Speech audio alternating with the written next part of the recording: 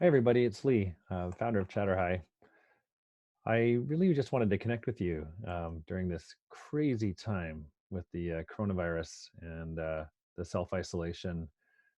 Here I am in the new international headquarters for our company, ChatterHigh, which is basically our mudroom that's been converted into an office. The reason that I wanted to connect is we've been working with schools for the last 10 years and helping students to explore post-secondary and career options. When our kids are at school, they're in an environment where they're likely to be exposed to a lot of different types of jobs and careers and programs of study.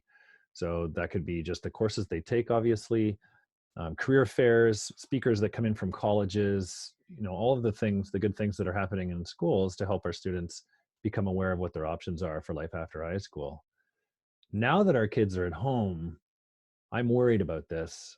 This is a big piece that could end up getting lost because we've never had such an abrupt change to how education happens as we've had right now. And schools are moving mountains to educate our students and try and get them online and get curriculum going. But by and large, a lot of it might be centered around numeracy and literacy, which is fantastic. But there are reasons why we do career development in schools.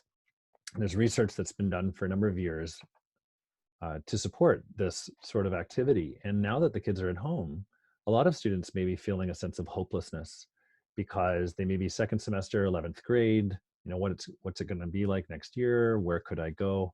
Will I be supported? And so, as the parent, there are some things that would probably be useful for you to know. The first thing is your child is probably like a lot of other children. If Maslow could redesign his hierarchy of needs for today's teen, I think it would probably look a lot like this. um, they're digitally connected, social media. This is what they need in order to feel connected and to feel supported and so on. And they may not care about careers.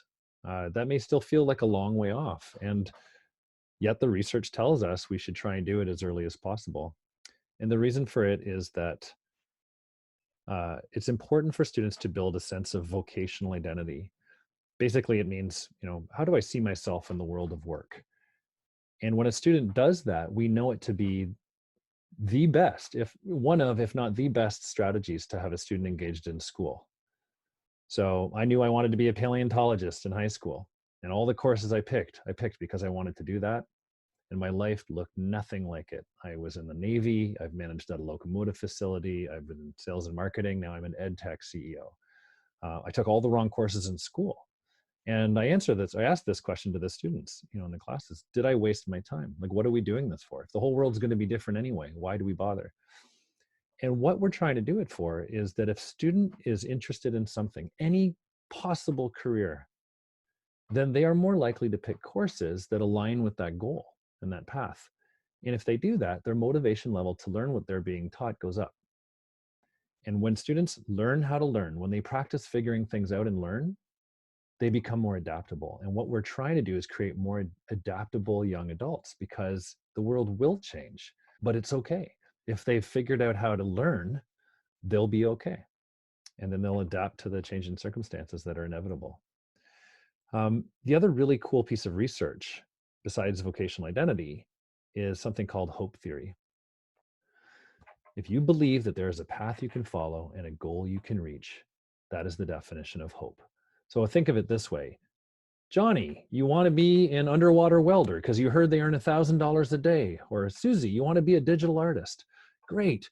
Where can you go and study that? And if they do enough of that basic detective work to figure out where they can go and how much it costs and what grades they need to get in and all of the good stuff, and go, yeah, I know what I need to do to get in there, and they believe it, the research tells us that this is the biggest predictor of their objective academic achievement. It's bigger than their grades, their personality, and their intelligence. And that alone is enough to say to justify why we try and do this with the students. If we can get them exploring and looking out in the world and figuring out what's out there, and they get excited about something, and then they do that detective work to figure out what does it take to get there, this is the main driver of their success. And this is why for counselors and career educators in schools, it is crucial that we find activities that help students do this kind of thing, because it builds that engagement, which will then lead to them becoming adaptable young adults. And it fosters hope. It fosters hope in the students. So I wanted to explain really quickly kind of the tools that are probably used in your child's school. These are all really important tools. They tend to be portfolio tools where you can save activities in there, and they start with a set of assessments on who am I and what do I like and what are my values. And the algorithms in those assessments will point your child in a direction, like you should be a whatever. And then there's typically a series of activities like how to write resumes and so on. And ultimately, there will be some tools that will allow them to compare between the 6,000 colleges and universities that are in North America to do that path assessment and figure out how much does it cost and where do they live and do they have all the things that I want, like varsity sports and so on. And I call those the drill down tools. One of the big gaps in all of this is students don't really seem to know what is out there. And quite frankly, neither do a lot of the adults. There are 1,476 programs that students can pick from in North America at the post-secondary level. And the biggest universities in the continent will have about 300 of those programs. So there's a lot of different options and they're spread out all over the place.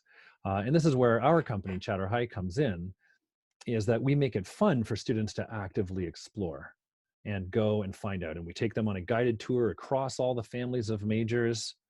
And what I mean by that is, for example, engineering is a family of major, and underneath it, there's 128 different types of engineering. So a lot of students will say, I want to be an engineer, but they don't really know which type of engineering yet. So they need to explore.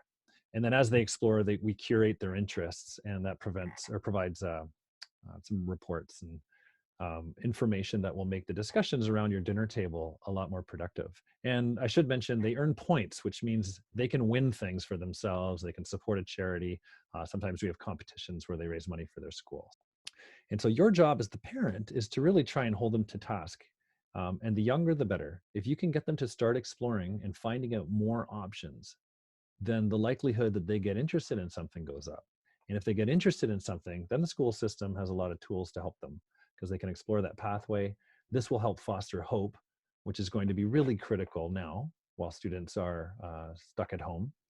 And this should help them become more engaged in their learning, which will help lead them to become adaptable young adults, which is the goal of all of this.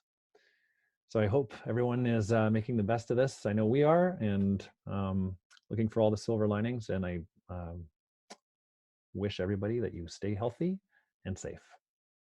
Thank you.